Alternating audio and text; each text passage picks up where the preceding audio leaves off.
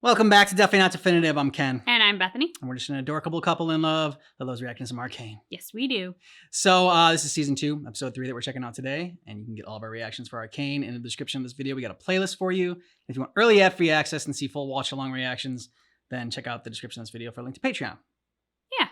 Ready to do this? Ready. But remember, you're a Kiraman. I will lead a strike team into Zorn with 3 objectives. Locate Jinx, dismantle Shimmer, and neutralize any agents still loyal to Silco. The rise of industry and the fissions has led to the air becoming increasingly toxic. They call it the Grey. I've instructed our architects to devise a ventilation system. The people of the underground deserve to breathe. They call it the Grey.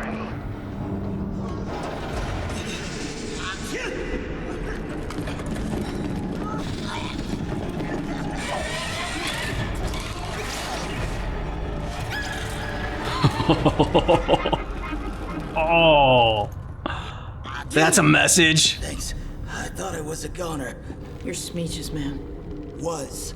Not anymore. Name's Henot. I decided it was time for me to retire. Looks more like someone decided to retire you. Yeah, well, timing was never my strong. Sorry. It's the Grey. It gives me that. Tell us how you wound up here. Hey, wait. Jinx is off the rails. Even for her. She's got a real fire lit under her ass. She's planning something big. Right here in the pipeworks. It's a pretty big place down here. She was headed towards the old tunnels. Something about rerouting the vents. This is it then. Cuff him. You can't trust this guy. You're a confessed criminal. You'll spend your retirement in a cell. Check your gear. This is what we've trained for. Jinx wants you to go this way. Can I get a minute? She knew you'd find him. Yeah, that's why she has the Setup. dolls there. Yeah. The first request for an audience was uninteresting. The second, inappropriate for someone of your station. The third, plain annoying. People have lost their heads for less. So tell me, Amara, what does a member of Piltover's Merchant Guild want from me? I'm not here representing the guild. I've come here to settle a debt. My bookkeeper is down the hall. What you've stolen is more precious than any gold. Ooh. Whoa, what is happening? Sorceress. Did you truly believe Piltover was beyond our reach? Sounds like the Night Mother with like the 2 voices. Ooh. My son is dead. Is that not enough to sate your bloodlust? Clearly I not. haven't insulted your intelligence, Ambessa. Do not insult mine. We know what you're chasing in Piltover.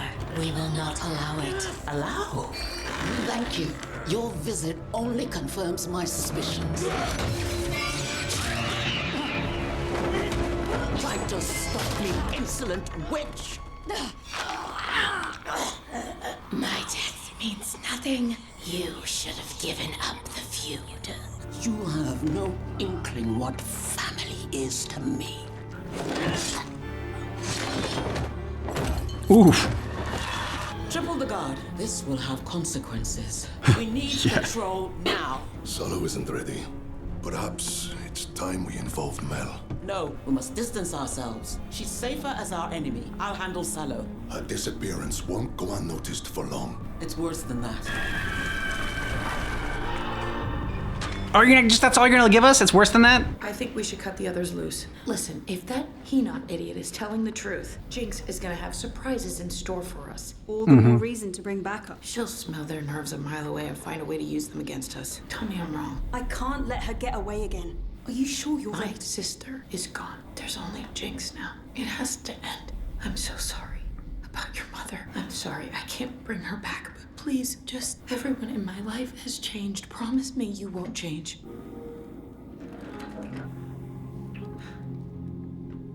I won't. The gloves literally coming off. But she had changed.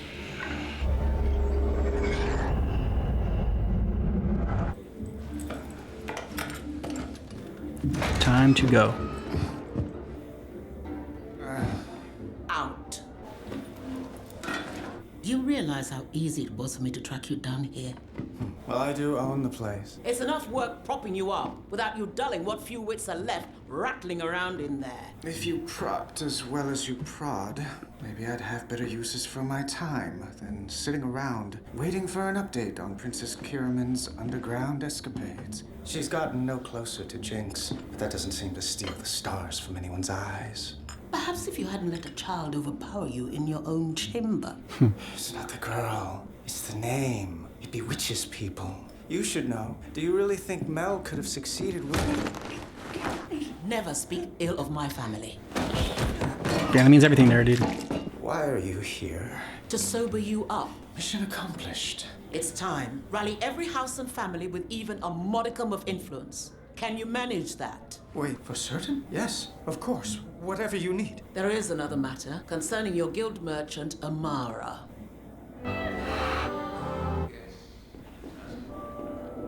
Good to see you again, Lest. I'm out. Keeping an eye on a counselor with peculiar tastes doesn't rattle me. But that woman... You met my mother. What did she want? I don't know. They kicked me out before I could hear any of it. We both know you heard every word. I'm sorry, but I really can't. Lest, this is vitally important. I need to know. This was never about Sallow. You're using me to get to her. And then what? You take what you need, hang me out to dry? I'm expendable? No, no one is expendable. That's what this is all about. Everything with my mother is a calculated risk. I'd love to promise your safety, but I can't make any assurances other than this. If my mother gets what she wants, the whole city will suffer. And right now, you're the only one who can stand in her way. They're setting up some big announcement. All the who's who, aiming to take over and put Sallow in the hot seat, but we know who's really pulling the strings. I caught a name, Amara.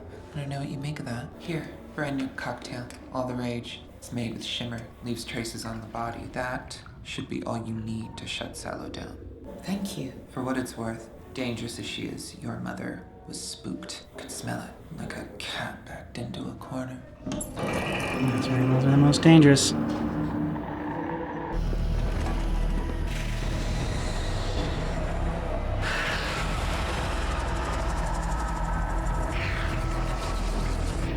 Victor hypothesized that there may be something he called wild runes. Patterns that would occur naturally where the border between our world and the Arcane is thin. Runes like the ones you use in Hextech. What's the difference between those and wild runes?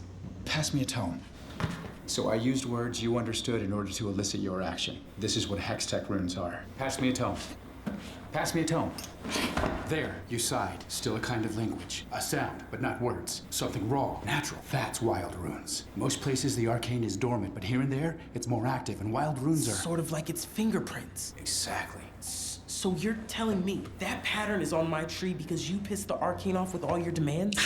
That's not what I... Oh, the lad may be onto something. Every action sparks a reaction. Ball sockets. Ball You think sockets. this could actually be a result of overuse of Hextech? Start using I've that. seen miracles spring from the hands of mages many times, but so often they turn to horrors. I'd always presumed it was due to mankind's turbulent relationship with power, but perhaps it is a property of the Arcane itself. We tested our Hextech under every conceivable condition for years. If there's some reaction taking place, how come we've never seen any sign of it until now? And why would it appear on a tree deep underground?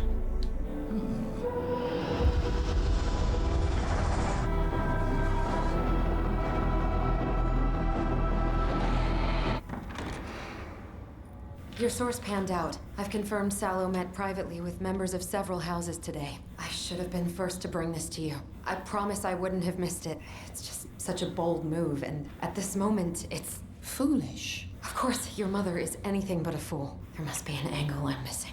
Did you look into the other matter? There's a rat's nest of misinformation surrounding your brother's passing. Whomever he crossed knows how to cover their tracks. Moreover, it seems they've managed to strip your mother of most of her holdings.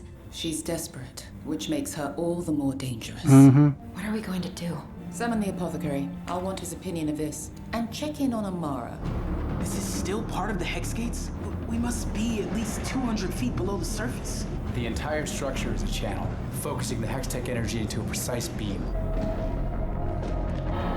Welcome to her playground.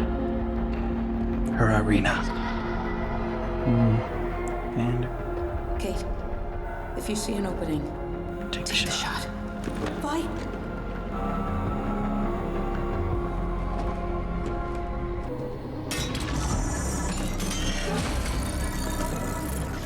How do you know so much about its design? Read what I could, deduced what I couldn't. Plus, I didn't think the topside would trust anything that important below the surface.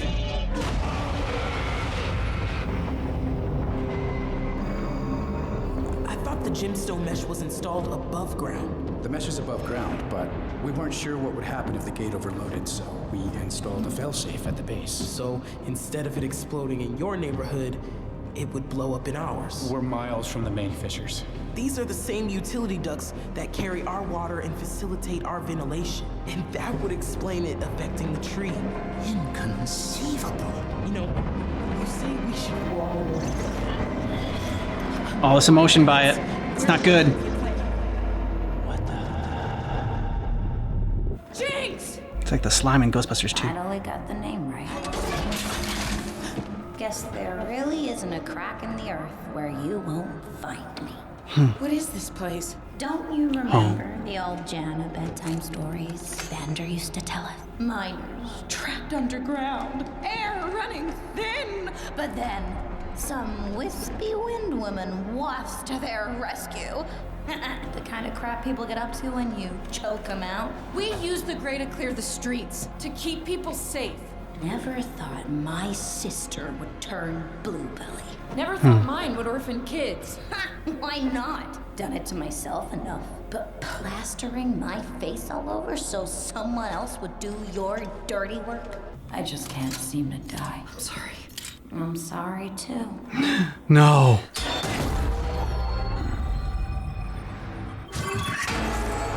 Huh. Now you get away position. I know you're sweet on her. Hope you got a chance to Say goodbye. before. I'm ready. Oh, man. The editing transitions in this episode are great. A wild room? I have no idea what that is. The edge of danger, and it will change you. Set in your hand to destroy it. Story. Now watch it. Shake the world. Damn.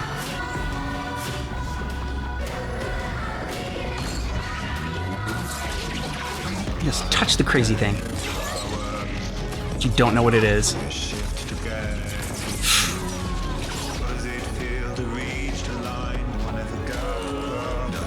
Oh, just turns her on.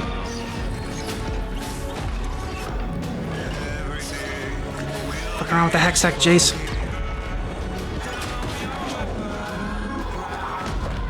Oh.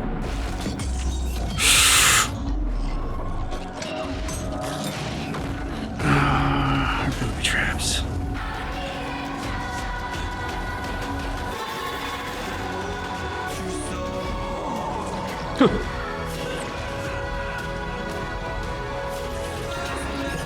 Kaleidoscope effects there.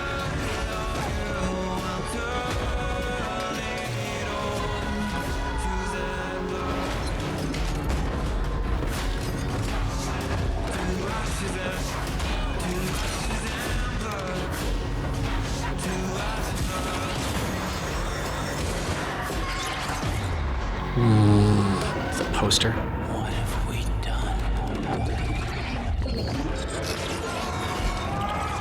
Oh, but you're still doing it. Okay.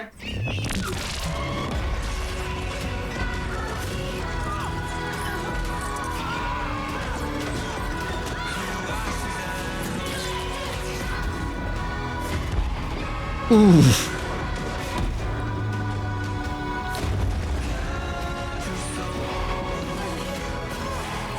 The gun does not seem stable. You're gonna kill Vi by Where's accident. the kid? That's what I was worried about too. Oh. Oh shit. Lost trigger finger. Okay. Or just giving her more power. Go on. I'm ready. I'm I'm glad it's you. Had to be you. No!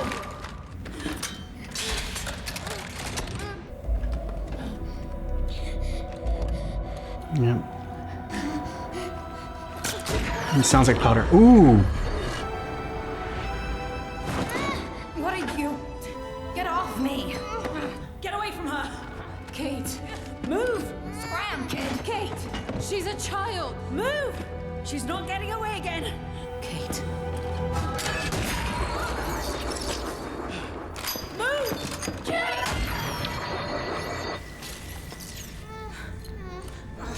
No, no, no! This isn't how it's supposed to...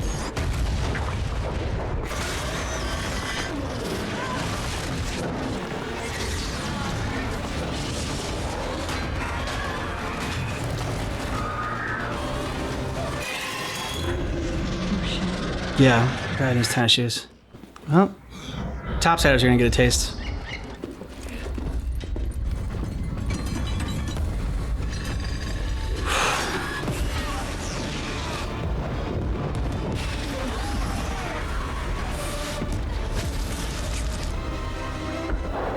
Yeah, beautiful horror. In true Jinx style, she makes it colorful. Yep. Kate! You stopped me. I shouldn't have had to. I had the shot. That was a kid. What have you missed? I wasn't going to miss. What's wrong with you? I keep telling myself that you're different, but you're not. It's her blood in your veins. Then why are you Ouch. the one acting like her?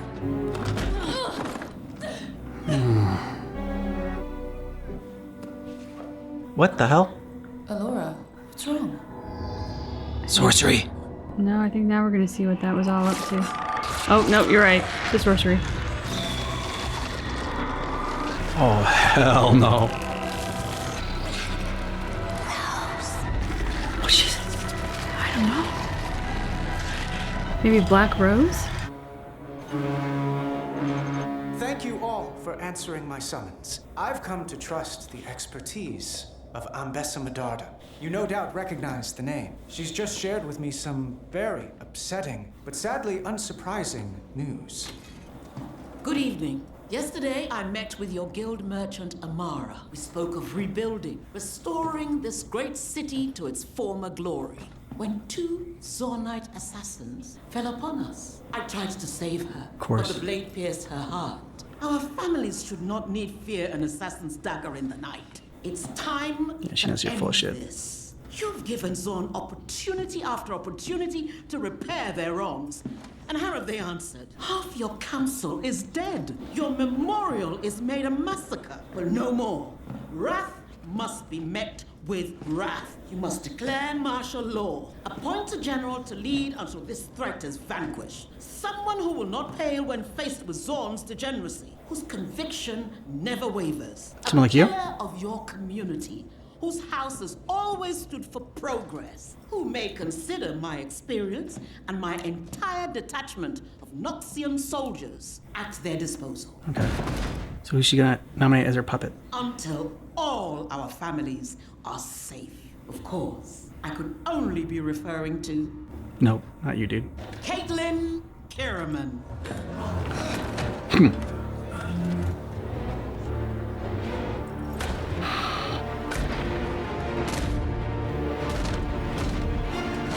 Vengeance for your son. Yep, see, she was the one to set it up.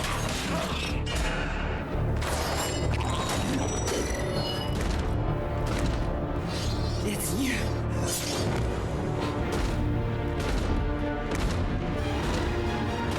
Come, child.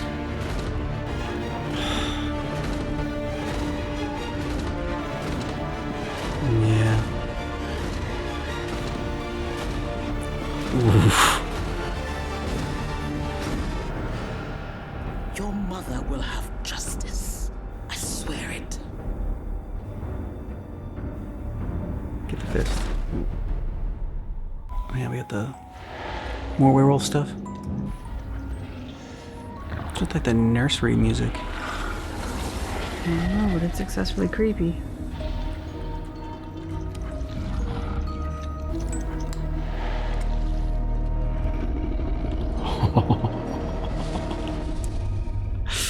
Damn.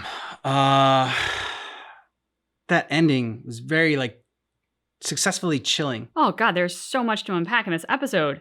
Yeah. Working backwards, the sort of like council meeting, military meeting, that was so well done, because even with everything that Mel's mom was saying, I still was not anticipating Caitlin being the one chosen. Yeah. Which, like, of course, in hindsight, you go, yeah, that's what she was building up to. But it was just not on my radar that she was going to choose her. And then that visual of like the sort of tribute kind of to her. I will say Mel's mom has a strong flair for the dramatic. She's a great showman. Yep.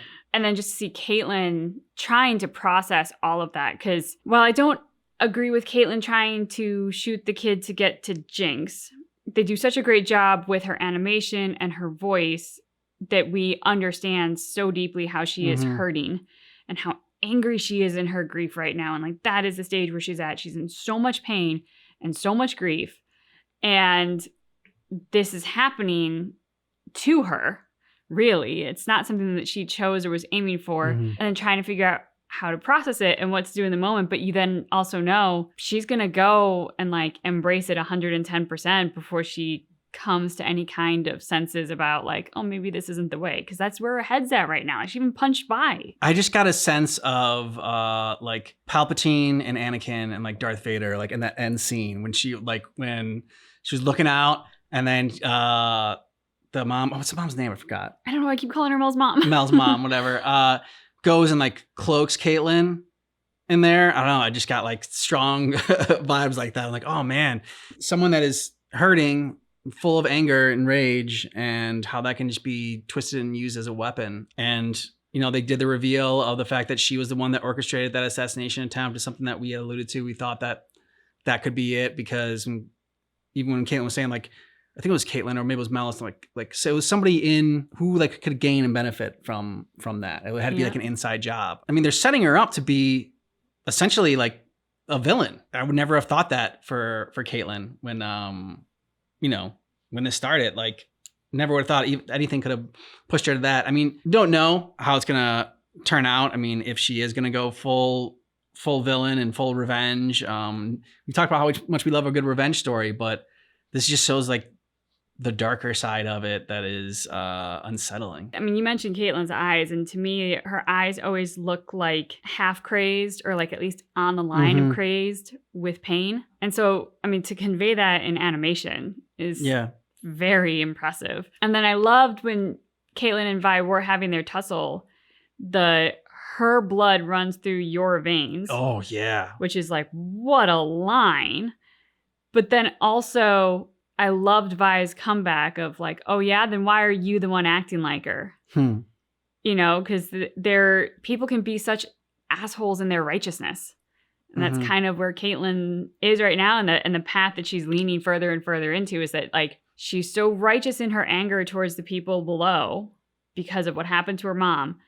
And I get the pain of what happened to the mom. And one thing that I had noticed in, I think it was the first episode of this season, was the dehumanization of people on the other side. They referred to the people in Underworld as creatures and animals. Generally speaking, if you are on the side that is dehumanizing people, you're probably on the wrong side. Also, it's like, man, that line, her blood runs through you. I feel like I need a glass of bourbon and some like muscle relaxants to just like ease the tension from this episode. Yeah. I loved the editing that they did, the transitions between like when Jace was in his like, I don't know, magical hex tech world, and they were going back to like Vi and Caitlin and in the underworld, going after Jinx. I was so worried that Caitlin was gonna die. Jinx had set it up so that Caitlin was going to die, that Vi was going to die, that Caitlin was going to accidentally, like in her rage, shoot Vi. So they did a really great job just keeping you on the edge of your seat and just tense that entire time of, oh my gosh, what is going to happen? Or maybe like, you know, Caitlin was going to shoot Jinx and the kid was going to get in the way and she was going to end up killing the little kid. Like, oof. I also loved the moment between Vi and Jinx. because we saw Powder. Mhm. You know, when she stops fighting back and says, like, I'm glad it's you. Mhm. I know she's Jinx. I know she's not Powder anymore, like, through and through. But, like, there was that little piece there. And Vi saw it too. And it's why she couldn't take that final punch, you know, and really... Because the part of Jinx that is Powder doesn't want to hurt people and hates that she has hurt people. I mean, at least that's what I think. And so she welcomes the release of death from, like, all of the pain and all of the anger that she feels all the time at her abandonment. As Jinx, she lashes out. But I think as Powder, she kind of, like, absorbs that all and just hurts. When the little girl got in the way and was pointing the gun at Vi, like, just her cries sounded like Powder. You know, I'm sure that's what Vi saw was Jinx as Powder, as that little girl. And it's like killing Jinx in front of that little girl is just going to make like another Jinx. It was really well done scene. Especially like the action was really fun too. And like a lot of create like cool, like poster moments and trailer moments that I remember now seeing in that one. So yeah, start to finish, it was just a really great episode. The other thing is you talked about like the sound of Powder and the little girl. Vi having a hint of that when Caitlin like butts her with her gun and then goes off. Like Vi just said, everybody in my life changes. Please promise me you won't change. She needed that connection and that sense of love, because with all the shit that's happened to Jinx, it's happened to Vi too. Vi's been abandoned as well. And she's been isolated and alone. And so like she finally had someone and now they've turned their back on her. She's getting a taste of what Jinx feels like all the time. And she's feeling it again in her life. After like their kiss, Caitlin and Vi, and she like said, please don't ever change.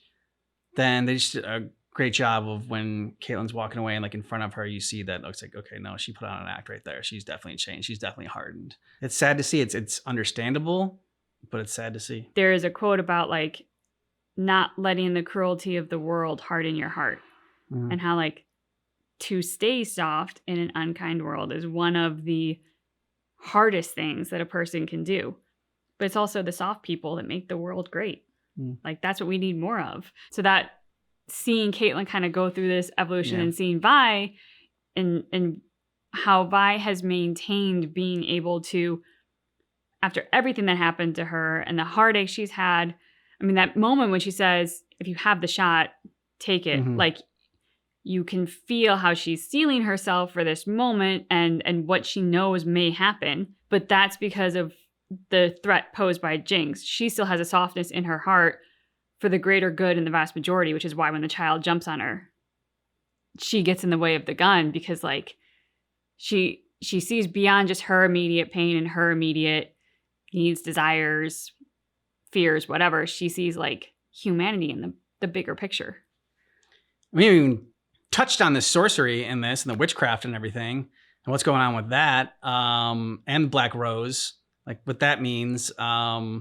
They've clearly come after Mel because they know how much her family means to her, to Mel's mom. And like when you say Black Rose, I'm just like, oh, made me think of, I don't know if you've ever seen the show Nashville, the reboot that they did like in 2012 around that year.